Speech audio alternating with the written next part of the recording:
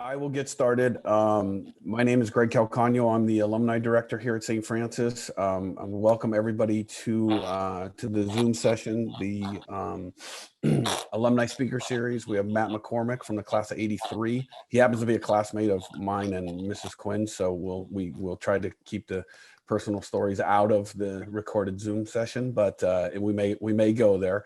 So Matt is he's a veteran of the speaker series that we usually do. He's speaking on a little bit different topic though. He's moved into the real estate world, so I'm interested to kind of get his insight and hear his story on how he got there. So quick bio on Matt. Again, went to St. Francis, three-sport athlete. Was a CCS baseball player of the year. Then went to Santa Clara, played baseball there.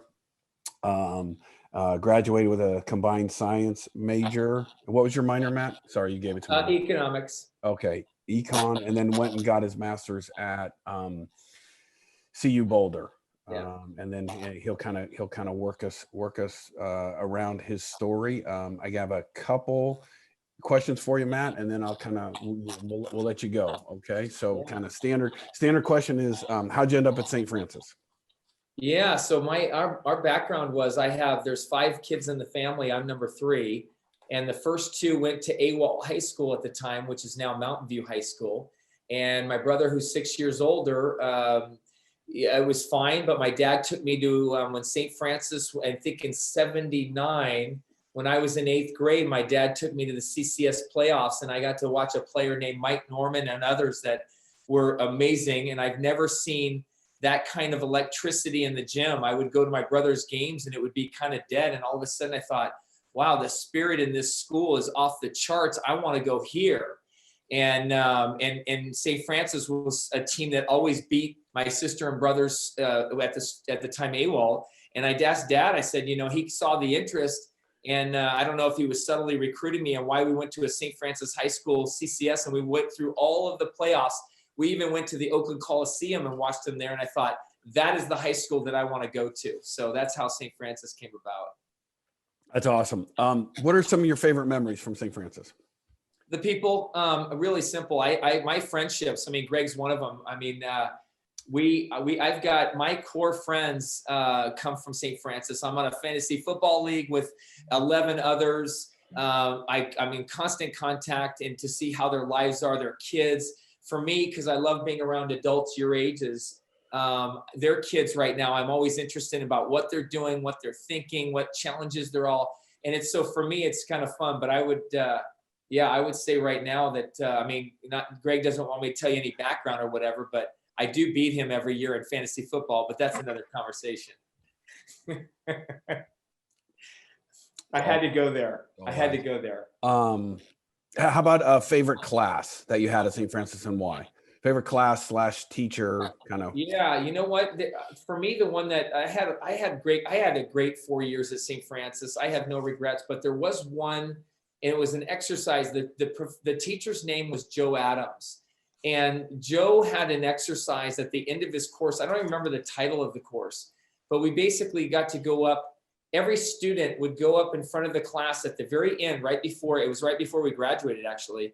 And every student was to tell that person what that person meant to them. And it was really it was positive, but you got to listen to what a perspective of, say, 50 or 40 people that were the students that were in there. And I've never been in a situation where you could sit back and listen to others honestly tell you how they feel about you. And it also gave me a chance to tell those people. And I just thought that was something that I'll never forget. It's something that I even use in business today, where the business that I'm running and the way I manage people was that it's an open, honest environment. And we have to be strong enough in character to be able to say, like, you need to listen to what people are saying. You need to succumb and listen to what they're saying. Because if it's not good, you might need to make some adjustments in your behaviors. So that's the class that I remember. If you had a chance to do anything differently, what would you do if you were going through St. Francis again? And what would you do the same? Yeah, if going through St. Francis again, if I had to do it over, I think I would have. I spent so much time in sports there that, and I don't regret any of it. But I think I would have probably joined more clubs. I would have gotten more involved. The funny thing is you heard Michelle open it. Michelle and I were actually in student council together. So it's kind of fun to see that we're here with you students years later talking about, career stuff. But I would say if I had to do anything all over again, maybe one or two more clubs that would have challenged me in areas like a photography or something that I wasn't good at and learn. But I stayed to my core of what I knew. And I would say I would just add more club participation. Excellent. Okay, so now here's kind of tell us your story, right? How'd you get here from leaving St. Francis? How'd you get where you are now? And I know you have slides, and if you want to use that, whatever, just kind of go however you want. This has been a fun journey for me and to share with you guys. When I've done this is one of my favorite days of every other year, because it's every other year that I was invited. And in the past, I was always coming in and talking to you about, I was a corporate executive at Warner Brothers. And then prior to that, I was with Nestle and Clorox. So I played in the Fortune 100 companies and very processed in systems, and I would give those recommendations. Well, I'm a spiritual man, so God had other plans, was to take 27 years of corporate, structure. And I always begged my wife and said, Kath, I want to go do my own thing. And every time she'd say, not a good time, because in corporate, I would every 2 weeks, magically, I'd have an auto deposit of a paycheck in my account. So I was on a salary and we didn't have to worry about it. And we had this nice, comfortable life. But I'm an entrepreneur by trade. I always have been. And I begged her and I said, Kath, I'm begging you to support me here. We've done fine. Let me go do my own thing. I really think real estate is where I'd like to be. And if I can't sell anything, if I can't do it in 2 years, I will go back and find another corporate job and we'll be fine. And it took her a while to kind of come around, and then she finally supported me. And this was 6.5 years ago. So I'm 56 years old now. And at 49 years old, my fear was I didn't want to be one of these people that is like a corporate person just trying to hang on to their job. And is in the world that we're in, and you see it with high tech, it seems like as soon as you get into your mid 40s, it's kind of like you've been there and you need to go do your own thing. So I had the courage to be able to do that, which was crazy because it was an all commission business. You don't make any money until you close the transaction. And sometimes those transactions might take months. So how I got here was, perseverance, all the things that I've taught St. Francis students in these career days, I live and breathe it. And I wouldn't give them something that I wouldn't do myself. So I did that. And then sure enough, I went into real estate, and I'm proud to say that today is the perfect timing, because I just found out yesterday that we're the first team that has ever, we're considered small teams because we're small and growing.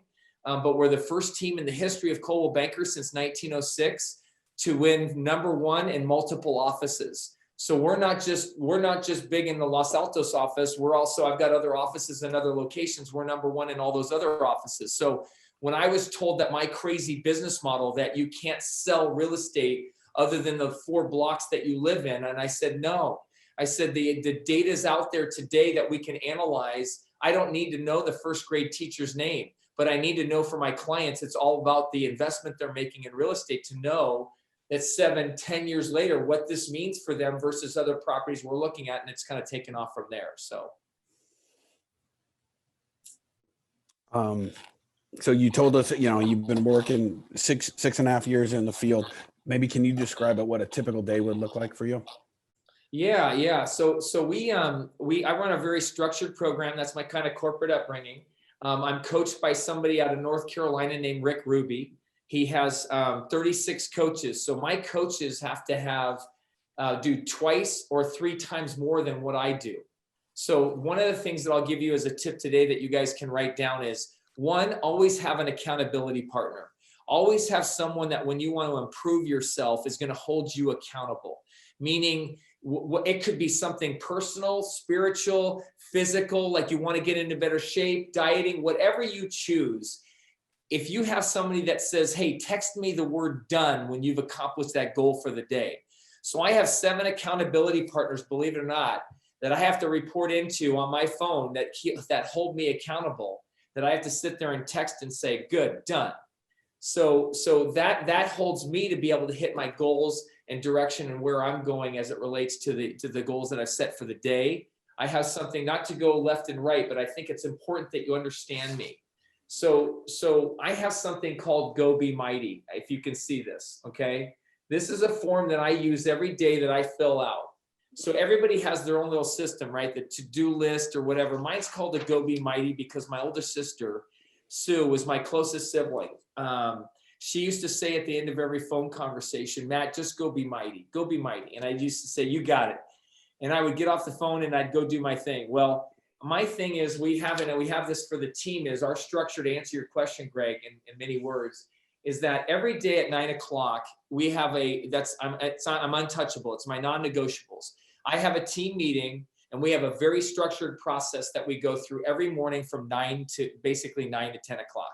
It sets the tone for the day. It sets the plan. We have, I think our team is now, I just hired 2 this last week, so we're up to 9 people. And we'll have 100, by the way, we'll have 100 people in the next 2 years. So remember this when I talk to you, if you guys are here in 2 years, we are 9 today. We will be close to 100 in 2 years. So with that being said, we have to make sure as we're growing that we've got a really good process. So our day looks like this. We have something called 3 big rocks for the day.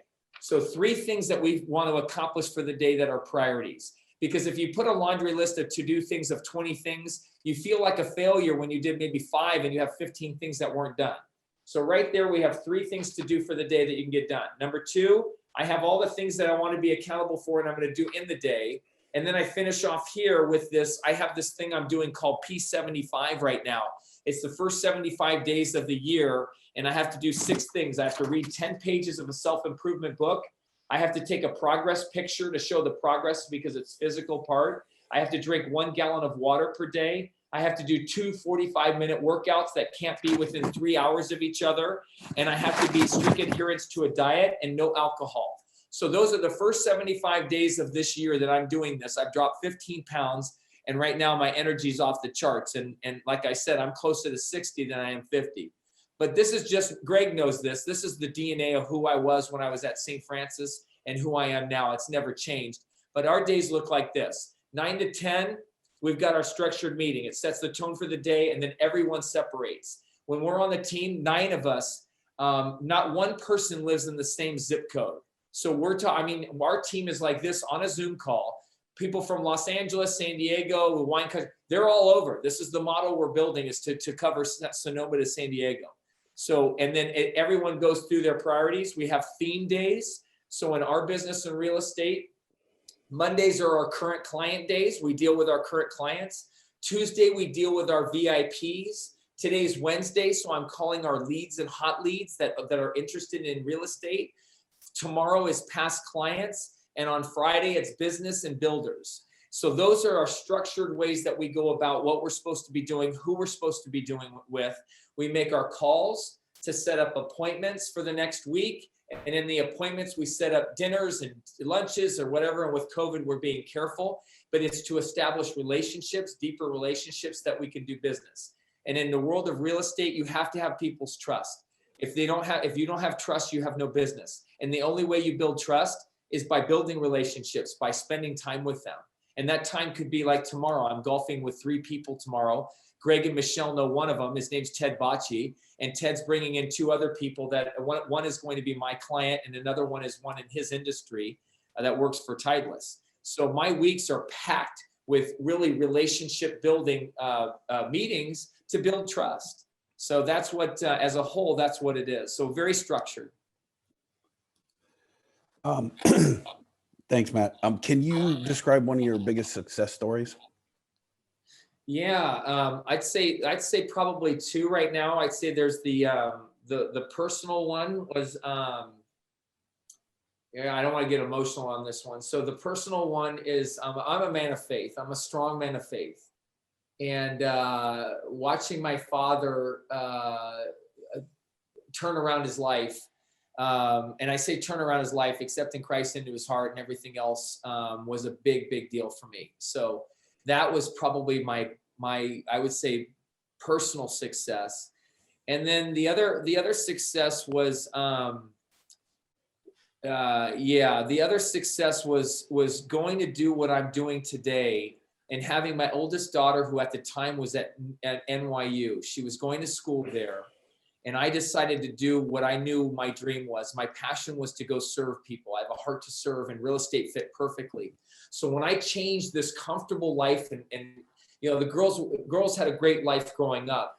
But when I did this, I went to an all commission. My oldest daughter started to question my wife and say, why did dad do this? Dad's doing something that my friends in high school are doing. I don't understand, with all his credentials and this and that. And keep in mind, this is a daughter that used to go to red carpets for the Harry Potter premieres. And I mean, I ran all of DVDs for Time Warner. This was a dream job. Why would dad leave this dream job? And she was thinking selfishly, not thinking that in dad's heart, I was coming home every day. And when my wife would ask me, how was your day? I'd say, I don't know, honey. I mean, I'm moving this big train like 2 inches, and I feel like I'm just kind of going through the motions. I said, it's, you know, and even though the pay was good, I wasn't happy. And so when Madison questioned it, she said, Dad, do I need to, should I be nervous about finishing NYU? Do I have to transfer somewhere? Because NYU is the most expensive college out there. And I said, wow, honey, let's talk. I said, I don't know where you're coming up with this, but your mom and I have prepared for you and your sister very well. You have nothing to worry about, but you have to understand that it's not the title and the job. You know, yes, I'm a sales agent in real estate. If that's embarrassing to you, I'm sorry, but you have to understand, whether I'm a greeter at Costco or whatever, I'm going to be the best greeter or best whatever I'm tasked to do. I'm going to find out what is the expectations, and now I'm going to raise the level and take it to another level. Your dad's got an entrepreneurial mind. I have all these thoughts that I want to take the real estate business a whole nother direction. And she's like, she just listened. She said, great, thanks, whatever. And she went her way. But my proudest moment, was when I got a text message from her a year and a half later, when she saw the success I was having and how happy I was. And she saw all of these accolades. And by the way, it took 2 years, and I was making double what I was making as an executive at Time Warner. I took a chance, and it was the best decision I ever made. So getting a text from her to say, Dad, you know, sorry, this wasn't expected. But Dad, the fact that you are living your dream and have the courage to go do it is inspiring. Love you, Maddie. So for me, that's a moment I'll never forget. That's awesome. Hey, don't worry about crying. I do it all the time. That wasn't Jack knows very well. That wasn't supposed to happen. That's awesome. I also remember we had a conversation a while ago in my car, right? We were driving somewhere, Irish Open or something, and I had just come over to St. Francis, and you'd kind of had this in the back of your mind, and like what motivated me to do it. And, you know, we talked about, you know, serving your community and working with kids, and just, you know, very similar conversation. And I knew, you know, you wanted to do that even back then, right? Yeah. 12, 13 years. And it tells you guys my relationship with Greg, even though I love teasing him. I was his backup quarterback. I mean, I've always been backup because, but the one thing about Greg and I, though, I look at him like a brother. So I did call him. I called maybe 7 people I respected. And I remember, I go, Greg did what I did. Because when Greg asked me about it, he says, hey, I'm leaving. I thought, wow, man. I thought, he's doing his passion. He's going to St. Francis. You know, his pay's going to be less. All these things at the time when he made this move with 5 kids, I remember going, Greg, you know, and so here it was years later, you know, I'm calling him to say, Greg, tell me if I'm crazy. What are you thinking? And I'll never forget that conversation, you know, but you gave me assurance. You said, you didn't even hesitate. You're like, don't even look back. Don't think, you said, I remember that. Don't think about the money. If it's your passion, it'll come, it follows. Don't worry, go. And I'll never forget that conversation, you know. I'm still waiting for that commission, though, for that. Yeah, no, you're never going to get it. You're not getting nothing of that, maybe just a donation. Yeah, you're good. You're good at donating, so that's good. So we'll take I am a part of your program this year. Yes, you are. Let me see what else. What did I have here? Okay, so just kind of maybe for our you know, students here and our college age alum, maybe some thoughts on, if I want to get into business, are there internships I can take, or are there, you know, what steps would you kind of guide us in? Yeah. I would say, you know, real estate is one of those, you know, as I see on my screen, you know, I see Marissa and Anna and Jack, I guess the way this is looking.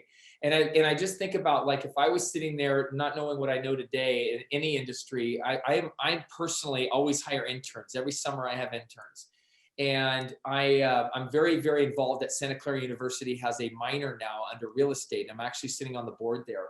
But the point is that the advice that I give the students right now is to say, like anything, you guys are so young, you have no idea what you want to do.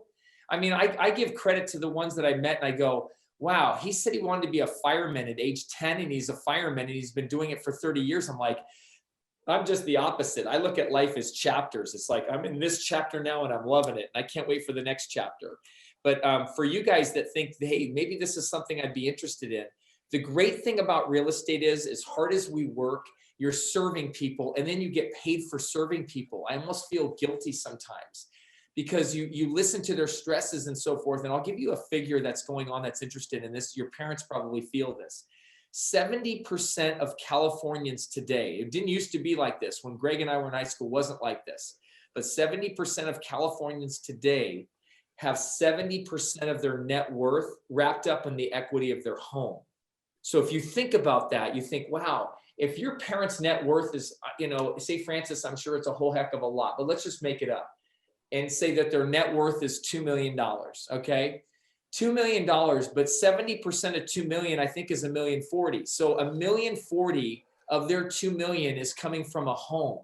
So think about it. We are now more important than the financial or wealth manager that used to be the one, bring us your money and this and that. Well, shoot, if we're managing 70%, we better make sure what we're doing is very important because they need that equity out of their home, where they buy, how they buy, what they do with their current property when they're in it.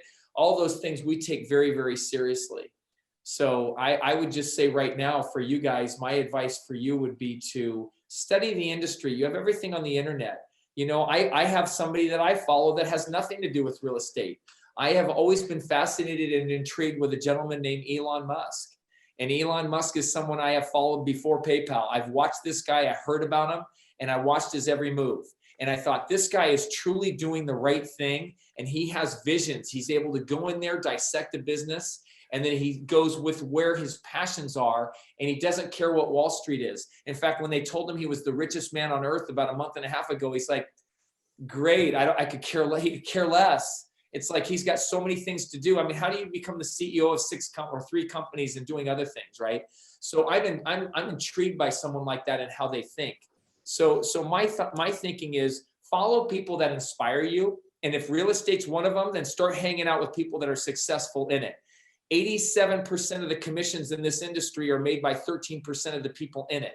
So not everyone, if your neighbor, your aunt, your uncle, whatever, they might be in it. My question is always, how many transactions have you done in the last year? Because you'll see the fancy car, the image and all this, and all of a sudden behind it, you realize, my gosh, they're barely making it. And you realize that like less than 10%, I can go into any office in real estate, look at a group of 50 people and say, those 4 are doing 80% of this office's business. It doesn't take me long, you can tell. And others are just hanging out by the water cooler or just trying to figure it out. You want to find out who are the producers. There's someone I follow in real estate and I love, and he's a good friend. His name's Ken DeLeon. Ken DeLeon has an amazing business in Palo Alto, Menlo Park area. What he does, how he does it, he's a swing the bat kind of guy. He almost died 3 times. And I think because he was able to find out that he didn't pass away for different reasons, he's swinging the bat. This guy is running a business like nobody else. He's bought a plane for his clients coming from China. He's doing all kinds of stuff. And guys like that fascinate me because I feel like they've got courage to do what they need to do. So does that help? Yeah. Does anybody have any questions? I might maybe ask that right now. Just I got a couple more, but you guys can put it in the chat or just come off mute, even better, and just ask.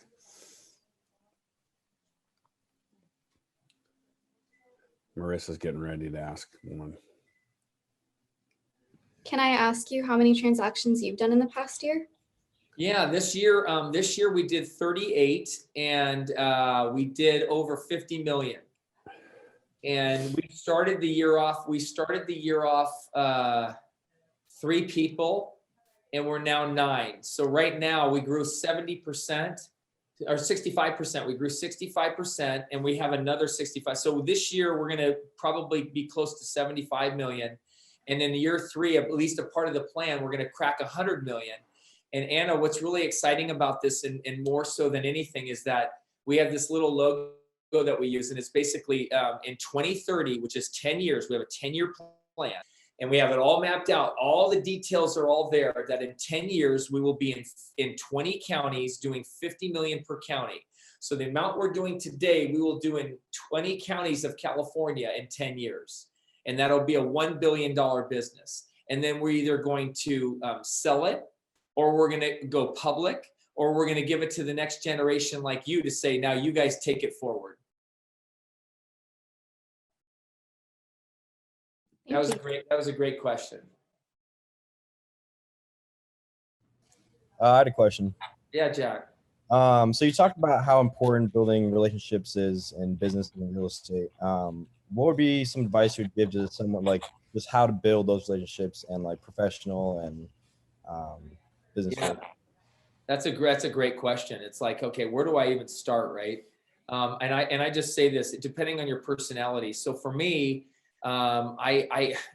sports is, I do like, you want to play tennis? Let's go play tennis. You want to play bocce ball? Or now I just learned pickle.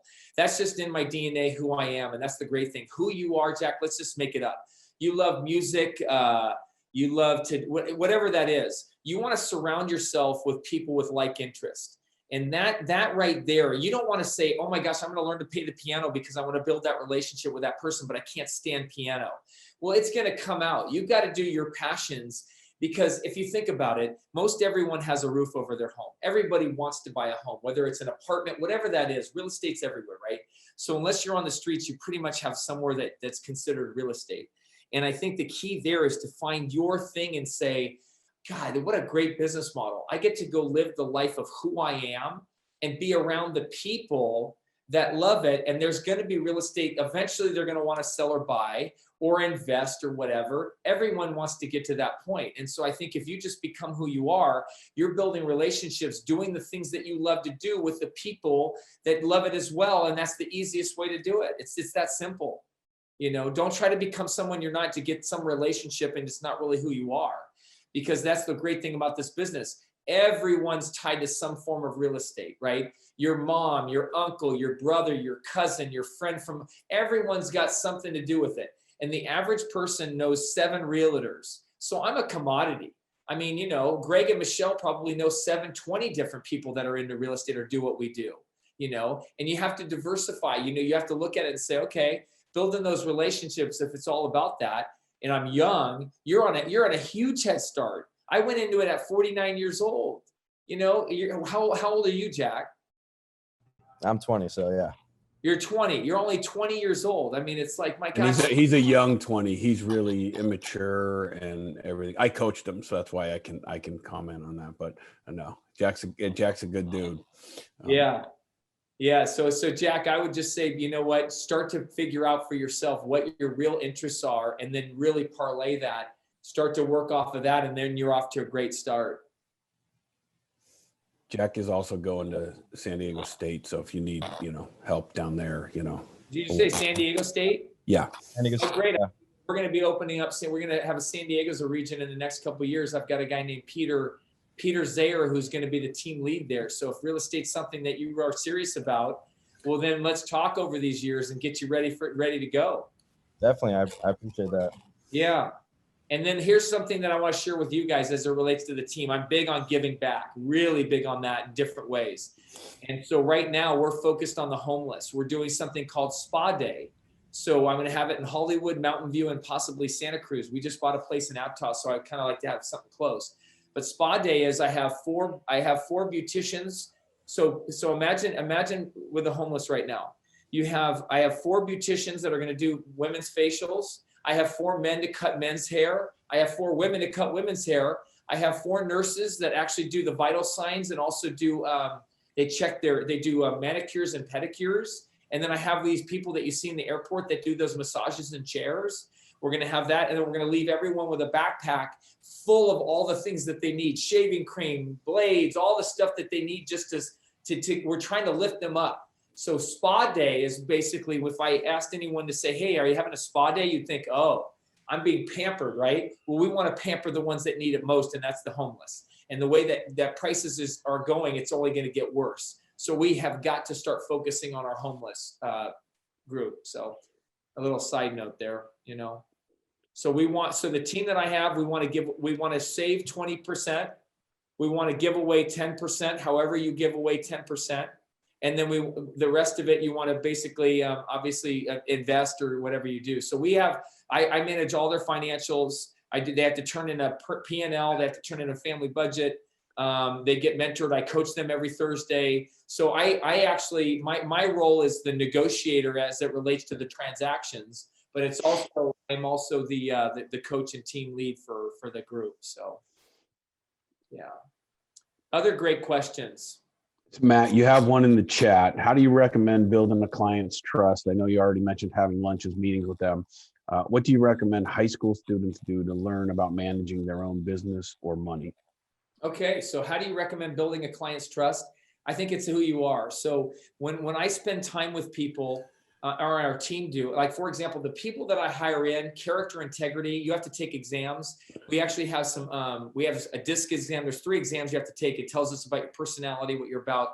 And for us, it's all about that. If we sense something's not right, we want you to come back to us when you get it right, because we have to be open and honest. We have to be strong in our character, strong in our integrity, do the right thing, all that stuff, and live and breathe it. So when I spend time with people, they see that in who I am. I have my license plate on. I drive an electric car, and on it says the C Network. C Network. That's going to be the name of the brokerage. So even though we're all with different brokerages right now, I'll give you a little secret. In 2 years, in 2023, we're starting a brokerage called the C, and you know, like the W Hotel, it's called the C. And for every agent that's on the team, the C is any letter that starts with the letter C that raises the level of serving your client far beyond their expectations. It could be caring or comforting or cerebral or competent, whatever those are. We've got a list of 100 letters. For me, though, it's really simple. It's Christ. I've always said I'm like a missionary in the field. So I love to have that conversation when they say your license plate says C Network, what that's about. They're right there in the palm of my hands. It also said, his question was, I know you already mentioned having lunches or meetings with them. Yes. So here's how our system works. We make calls from 9 to 11. Staff meeting from 9 to 10.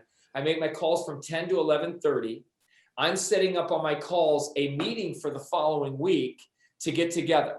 When we get together, I set up a meeting to go have a meal or do something, whatever the interest is. It could be, let's go for a trail run. Let's go surfing. Whatever that interest is, because I want to build that. I can do that with them.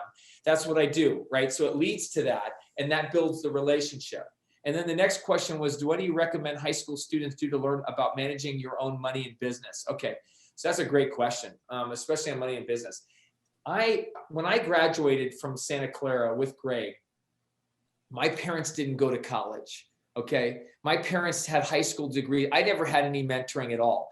But I was able to be around families like the Calcanos and the Baccis and the Quinns and the Rossis, all these people that I would sit and listen to their parents talk in the kitchen and everything. And these guys would tease me and say, oh, our parents, you know, I'm like, no, I'm learning because I don't have parents that know what college is about and know how to manage money. My dad signed the biggest contract out of high school that had ever been signed for $50,000 in 1956 to play Major League Baseball. He played almost 20 years there, but they didn't know how to manage their money.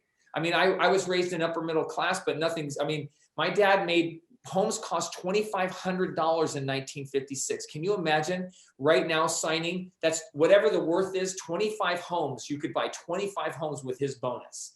That's what it was. Put that in today's dollars. That's how big that was back then. So when I think about how to manage money in business, I've been able to learn from the friends, families, because I would observe it. How do the Calcanos live and what do they do? How do the Rossis live and what do they do?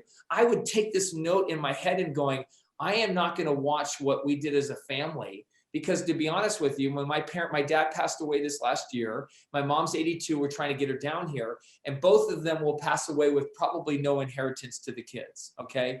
So I have a real passion to make sure that I'm taking care of my kids, my nieces and nephews, my next generation, all that stuff. So I've got this drive to make sure that I don't make those mistakes. So managing money in business, I teach ELP for Dave Ramsey. So I got to learn, I learned about Dave Ramsey one day and I thought, I think that way.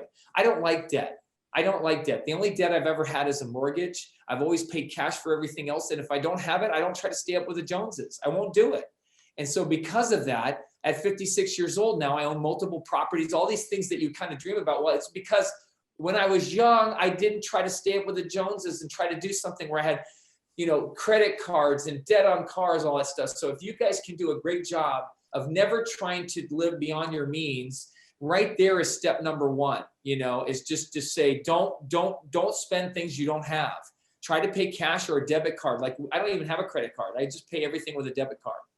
And anyway, so hopefully that helps answer the question. Hey, Matt. Thank you, Marissa. Matt, you mentioned DISC and some other inventories that you use. Could you share what those are and why you use them? And so it was these guys, you know, I know like some of the classes, they'll do Myers-Briggs and I do DISC in my class and stuff like that. But I think it's important for them to understand when they're maybe going for an internship or an interview, how they're being sized up. Yeah, no, that's a great call. You know, it's funny, Mike, I used to look at those and just kind of roll my eyes and think, okay, whatever. And then later on, I realized now there's a big difference when you're working for someone else and now they're working for you. It's like, no, this is so critical. Like, why is there tension between these roles? And then you realize, so DISC is one that I focus a lot on. And here's why. When we have different roles, whether you're in a staff role and support role, you want to hire someone that has that like heart to serve, good listener, good at tasks. But when you have a D, like we say alpha, when you have a strong D, depending on how far up the number is, like for example, I'm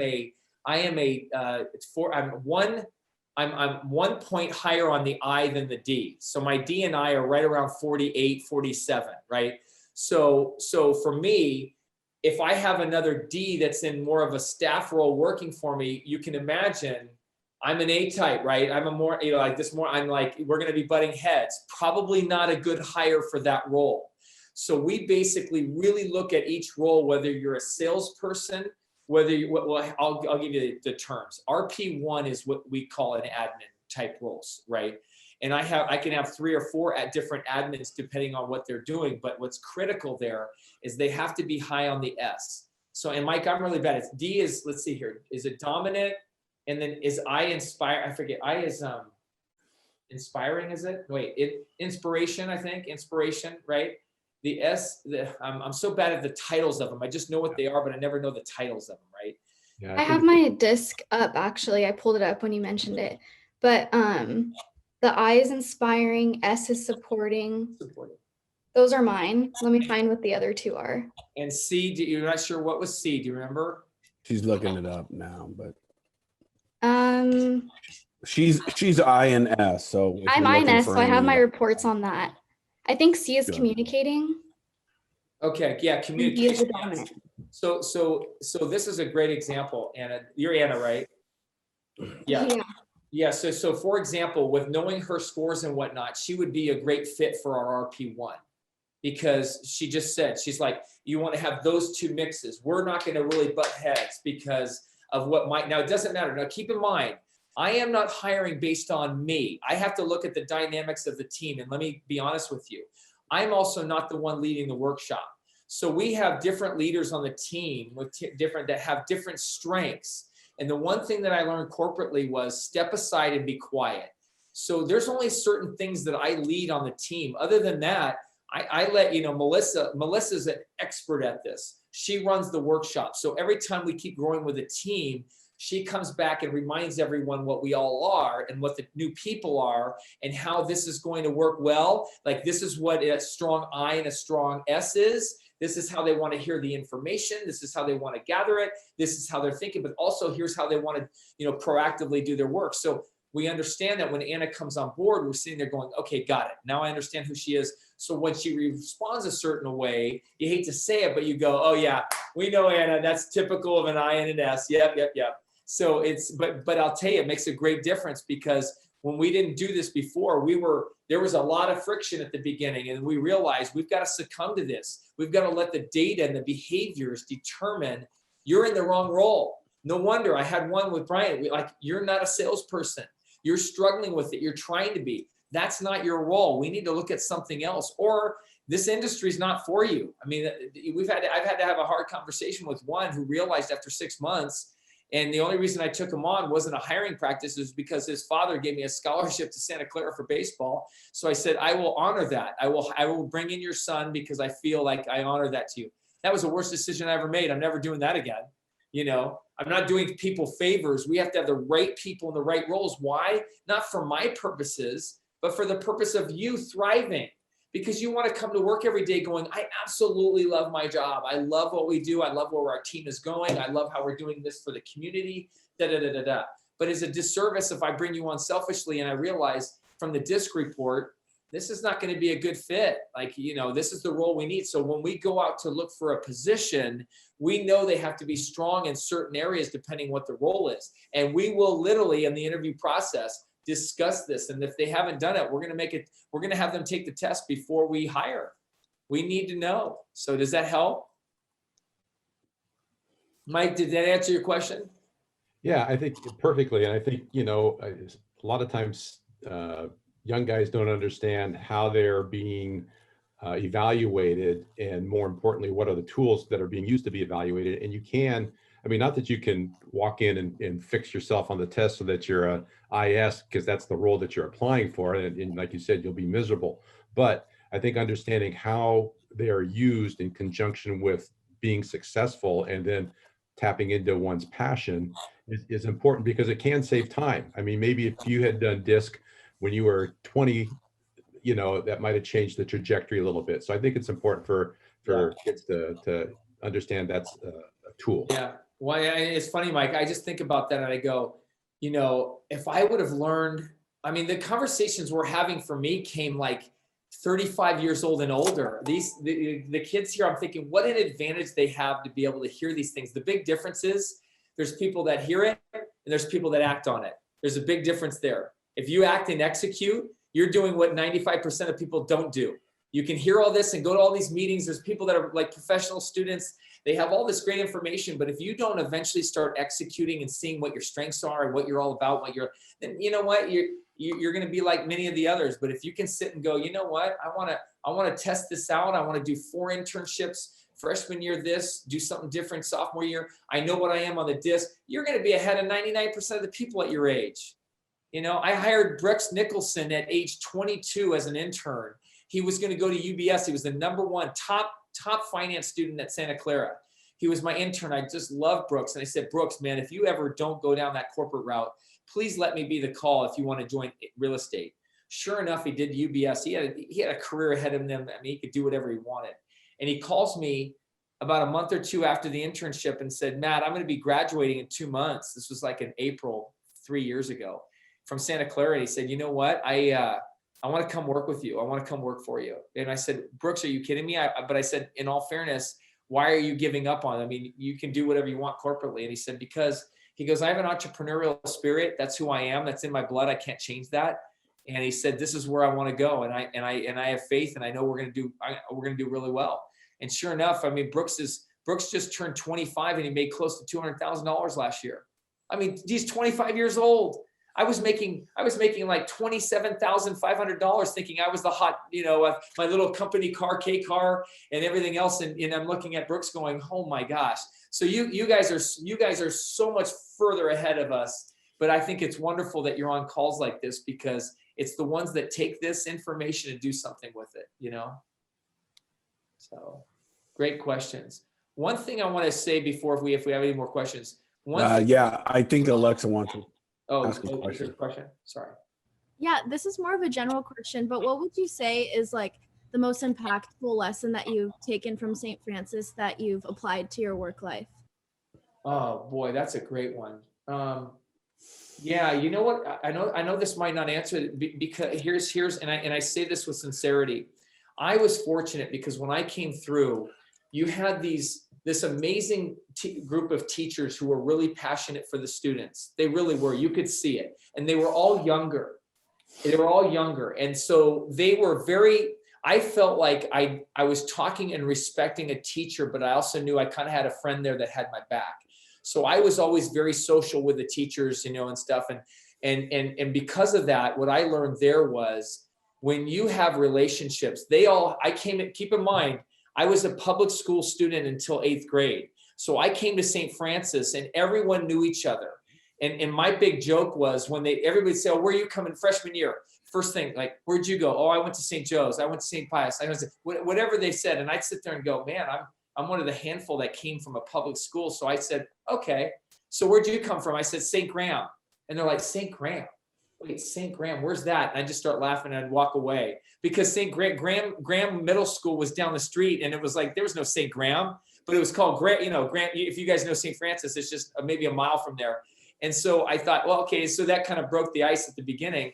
But what I realized though, back at St. Francis, to answer your question, was the one thing that I noticed was that there was a deep, deep, deep set of relationships between the families. They knew each other from the kids playing sports. And now their kids, instead of competing with each other, are going to be on the same team. And I could sense it. I'm like, I just felt like, man, I was the best athlete anywhere I was prior to that. And now all of a sudden I'm going, I'm going to be the quarterback. I'm going to be this. And I'm like, well, wow, man, that Greg Calcagno, man, he's a lot better than I am. I mean, he knows the plays and everything else. And I'm like going, oh, and all of a sudden it was like, I'm going to a school where these guys are at a whole nother level.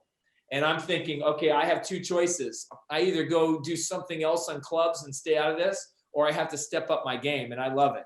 So for me, to answer your question with a lot of words, it was basically saying you have some of the most amazing people and backgrounds in that school. You don't need to go, hey, whatever. You need to understand who they are, their story, and they probably will give you great advice. But only when asked, right? They're running their class. You just need to understand, get to know the teacher's story, ask them where their background is. What would you do in this situation? When they tell you, don't roll your eyes. I mean, they're giving you like great advice. You just, whether you do something with it or not, it's like, and to this day, every so often, I'll tap in and I'll catch up. Greg knows this. Mike Mitchell runs this call that I just found out about with all my, what I call my heroes, all my coaches and teachers from St. Francis that are now retired, that get together on a Zoom call to catch up. And I'm like, wouldn't I want to go on a call maybe once a month to go see who the people that I so respect and look up to?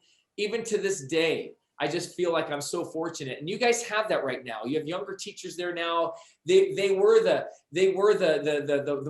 Chris Bradfords of the day. They're now just different names, and they're who they are. So I would just tell you, you guys, you have the classes, you have the resources, but the relationships, there's people that could open doors. You could go to college, come back and say, to your teachers, do you guys have any connections at Google? Do you have any? And they do. And they'll help you. They'll help you with whatever, but you got to ask. You got to tap from it.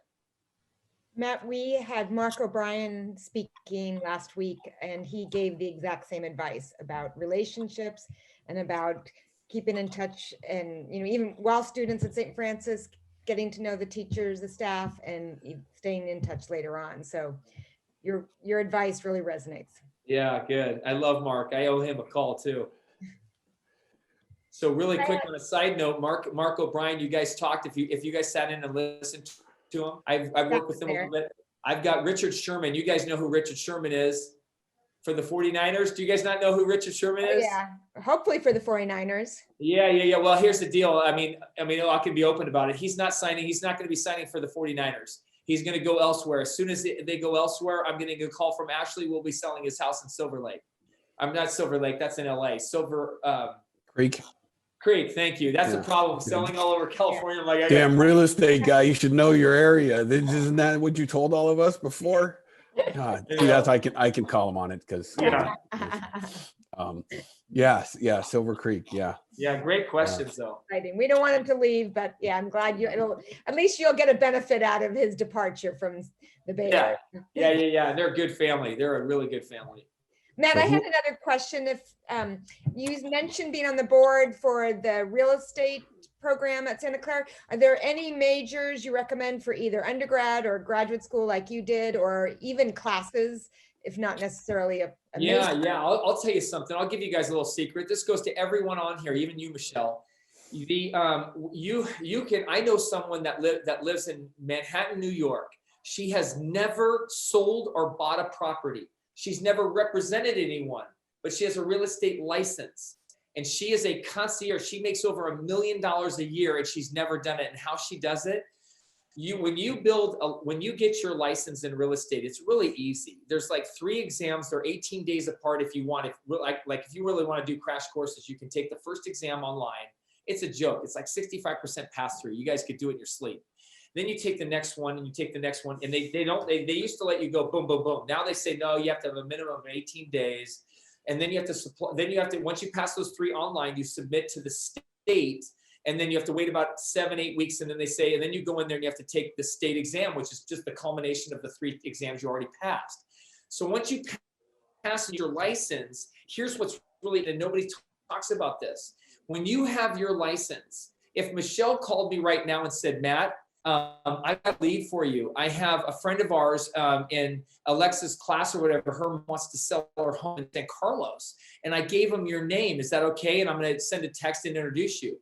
And are you good if I get a referral fee? I'd say, are you kidding me? Absolutely, 100%. Because she's licensed, I can actually, out of escrow, have a percentage of the commission sent right to Michelle. And Michelle goes, I didn't even do anything. I just introduced him and did nothing. There are people that are called referral agents. I think it's brilliant. They're like connectors, but they go, I can make money by giving it to the agent, and they'll pay me every time. And so this lady in New York is making over $1 million. And you know what she does? She tied in with executives in Wall Street. So she just has lunches with them. Hey, Jen, you know what? We want to buy a second home in Santa Barbara. Get out there. She goes, you got it. What's your budget? Somewhere between 8 and 10 million. Great. She sets it up with the agent out there. She sets up her referral fee agreement. She's got the percentage coming in. They fly out there. The agent takes them. They buy this $8 million home. She ends up pocketing $75,000. She did nothing but introduce. That's all she did. So I would say, if anything, for you guys, get your real estate license. Just get your license, because what you do with it, at least you know you could make money. Even if you ever get into it, just get your license, you know? And then if you want to get in the industry, you don't have to sit there and tell someone it takes you 4 or 5 months to go get it. It's done. So while you guys are young and you have all this free time, I'm like, if I was sitting at home right now with school, instead of complaining about COVID, I'd say, no, I'm a real estate license. You know, I did 1 chapter a night. So when I was coming home from work at Warner Brothers, I would do 1 chapter a night. Like, there's a great program, Kaplan. I think Kaplan was acquired by, I forget the name. If you Google Kaplan Real Estate, they have a package for like $499 or $399. I think it's $400, where you get all these online like practice exams, you get all the materials, you get online teaching like you're in a class and so forth. And so you just do that and just follow it and get your license. Great advice. Thanks, Matt. Mm-hmm. Yeah, absolutely. You can get your license. Nope, she'll stay here. You know, Michelle, listen, don't tell Brian, and you can build this like little black kitty of your own account. Does anyone else have a question for Mr. McCormick?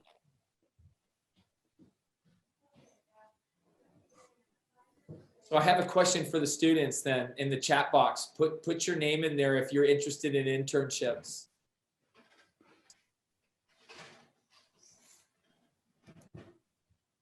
Or that you want to follow up. So my phone number, if you want to write this down, my phone number is this is my cell number, 818-640-2436. All you have to do is text me and say, I'd love to have a coffee, or I'd love to chat with you on a phone or whatever about doing this further. I'm really interested. And guess what we do? We start to build a relationship, and we take it from there, you know? So. And I won't lie to you guys, even though Michelle and Greg and Mike, they're all good friends, in the back of my mind, I'm always thinking, maybe they want to come to real estate one day, you know? I shouldn't have said that, sorry. Hard not to get excited about it after listening to you, Matt. Gee, why would we're at a good age right now, Michelle. We're at a good age. People look at us and we've got good tenure in it. You know, and that's what's hard for the young ones. It's hard to go in and talk to somebody at 45 years old who has a $2 million home, and they're looking at you going, okay, I don't care how much, but you don't have enough experience. And you're like, but I'm really good at it. And it took Brooks 2 years. So get this, it took Brooks Brooks brought a lead in this year for the first time. It took him 3 years to bring in a legit lead. And so it was like, so I just kept investing because I knew I could see it in him. It was like, you'll be there, just keep doing your thing. And now all of a sudden he's exploding. It took 2 years of just going, and you got to have people behind you to believe in you. And I believe in him. So, good. So I see some names here. Good. So Monica there, Jack, Alexa. Good. This is great. Anna. Okay, good. So you guys have my number. And I will always keep it open. Just know that if you call me and I can't get to you, I will try and get back to you soon after. But I love St. Francis. St. Francis Lancers is deep in my life. And I say that because you guys won't realize this until you look back on it. But if I would have gone to AWOL High School at the time, or what was Mountain View, the track that I would have taken would have been very similar to a lot of the students that did. They would have stayed local. They would have done these things. And I just needed to be around people that inspired me.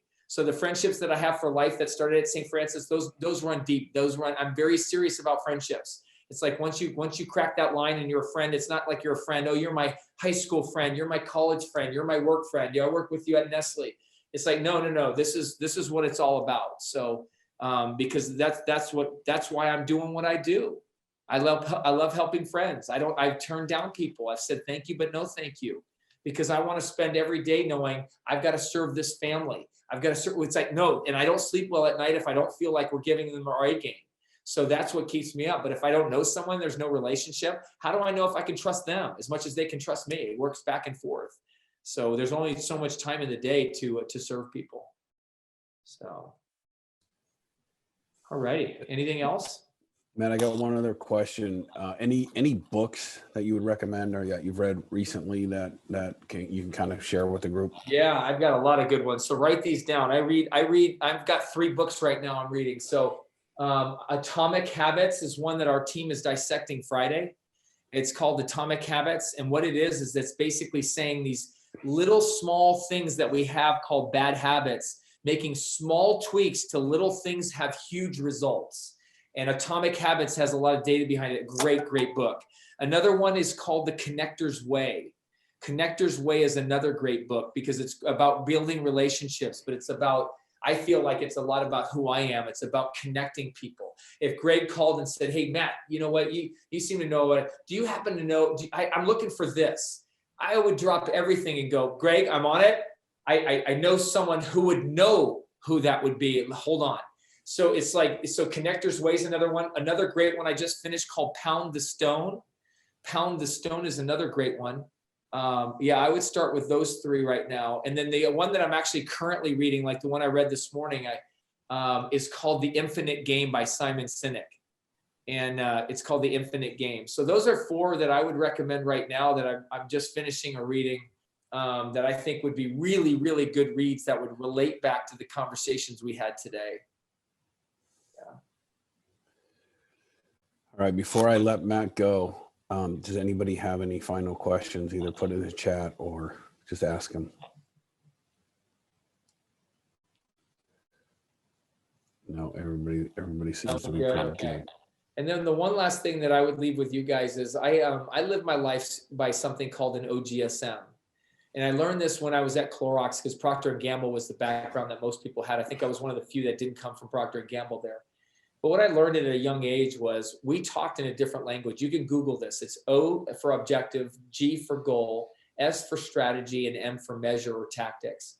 And so I learned for 10 years on basically one of the gifts that I have is that you can throw chaos at me and I can quickly, methodically put things in like a linear fashion and be like, no, that's not confusing for me. You go boom, boom, boom, boom, boom.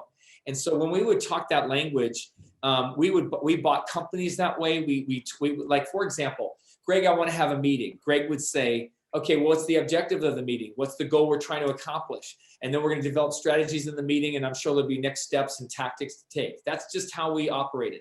And I realized when I was older, I said, wait a minute now. This took somebody who, I would say that Kathy always used to laugh and think, well, you know what? They didn't really diagnose it back then, but I think you've got ADD. And I'd be like, no, I don't. Oh, yes, I do. There's no doubt in my mind. So with that, this OGSM is one for me that creates walls. So I do really well with systems and structure. The reason I'm bringing this up for you guys is I wrote a personal OGSM. This is something that I give young adults. I love training young adults because when they're trying to figure out what do I do, how do I go about it? Well, I sat there one day and said, what is my life objective? And then what are the goals? So I had a spiritual, a physical, a work, being a good husband, a father, all those things. And I had my objective for each one of those. And then I had the goals for each one of those. And all I'm doing now is I'm just living what I wrote 23 years ago.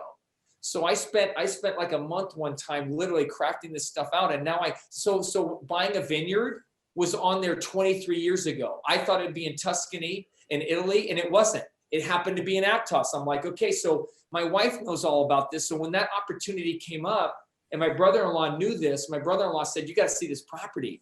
So the things that happened, writing a book, I've got one more chapter and that book will be written. It's called 90 Seconds. All these things had to do with my OGSM, which is the strategic plan for my personal life. So these things have been written. It's like, go make the effort so that you know, instead of just a trial and error with your life. If you know yourself well enough, get with your sister, your brother, your mom, your dad, your teachers, and just say, let me write some of these things out and see, is this me? And then you guys are going to be so far ahead of, I mean, this is something I learned in 25 years ago, but I'm 56 now. So I was older than you guys, but that's just something I think I should share with you guys that I used to in my old class, was to share with them my OGSM. And the funny thing is, when I did this for Greg and St. Francis, Greg, this is probably the 6th time that I've done this, maybe 6 or 7. Yeah. So you figure over 14 or 15 years now, it's been doing this. If I look back on what I used to talk about 14 years ago to the students, the things that are happening in my life now, we're in that presentation that many years ago. So I don't veer from that. So anyway, it's just something that we can add to the conversation when I have one-on-ones with all of you. Yeah, all good. Awesome. Anybody have any final thoughts? Questions?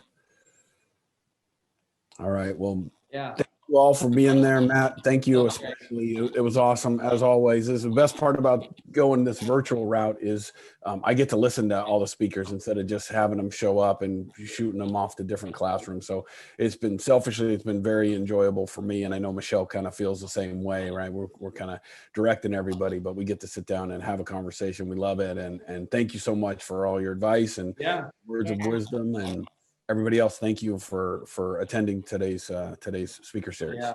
Thanks, you guys. Thanks for giving me the time.